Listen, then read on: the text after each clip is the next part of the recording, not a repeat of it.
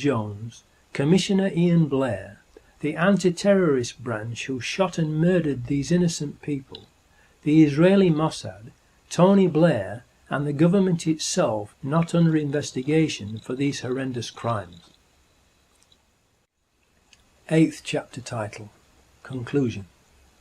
The times of the trains and tube trains on that day have been carefully checked.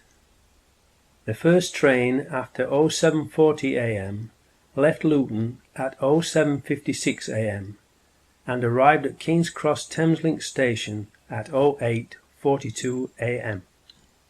The 3 tube trains that blew up left King's Cross Underground station at 0835 am, the eastbound Circle Line train number 204. 0842 am, the westbound Circle Line train number 216. 0848 am, the Piccadilly Line train south. It was therefore impossible for any of the 4 accused Muslims to have caught the tube trains that blew up. If we have at least 3 of the 4 suicide bombers being shot dead at Canary Wharf, and we know they weren't on the tube trains because the 0740 am train from Luton to King's Cross was cancelled that day, and the photo of them outside Luton station at 0721:54 am is a fake, and that Hasib Hussain was part of the mock terrorism exercise, then we have overwhelming proof that the 4 accused Muslims were patsies and are innocent, and that it was an inside job, and that, like Lee Harvey Oswald, they too have been murdered to silence them.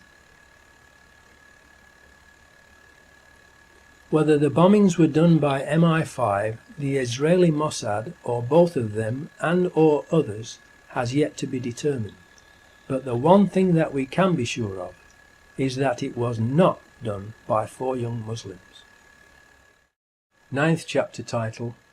Epilogue. Hopefully, among the security services, there must be at least some decent, honest people who know that the official story is a pack of lies and are troubled by it. Unfortunately, they are all keeping quiet about it. We need them to have the courage to come forward and say what they know and arrest their evil colleagues and bring them to justice if they don't want to be also condemned as accomplices of the government and media criminals who committed treason and mass murder that day and helped to cover it up, enabling the Orwellian Big Brother police state plans for Britain to pick up steam, and the real perpetrators, the New World Order government terrorists, to plunge the world into World War III and Armageddon. Why do you think they have made a Big Brother TV program?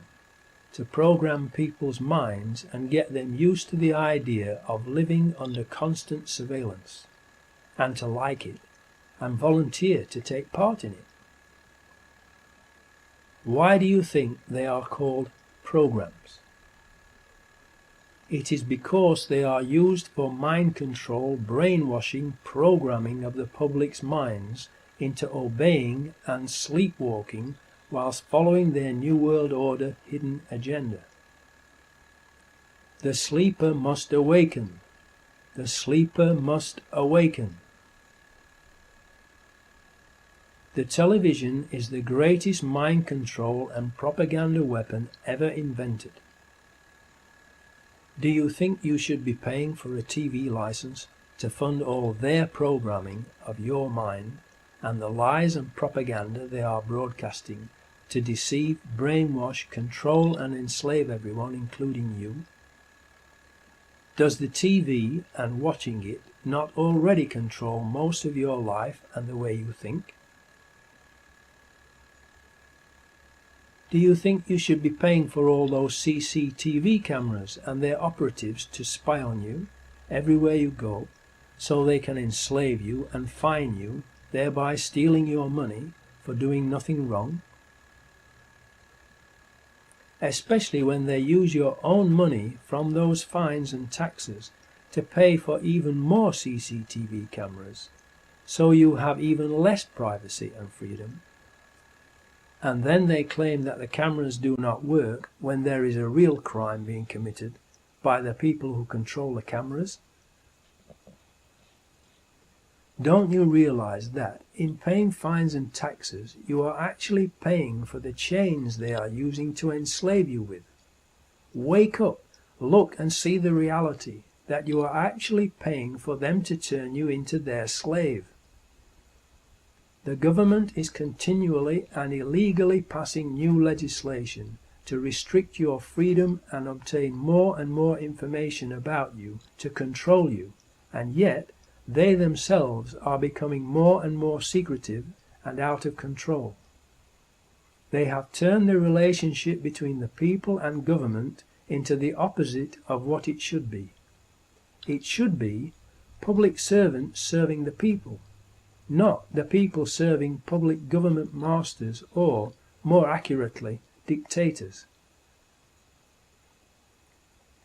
Please, for your own sakes, make copies of this film for everyone you know and for the media outlets in your area, to wake them up and let everyone know the truth, so that the public will give the decent, honest people in the security services their support and encouragement to tell the truth and arrest their evil colleagues.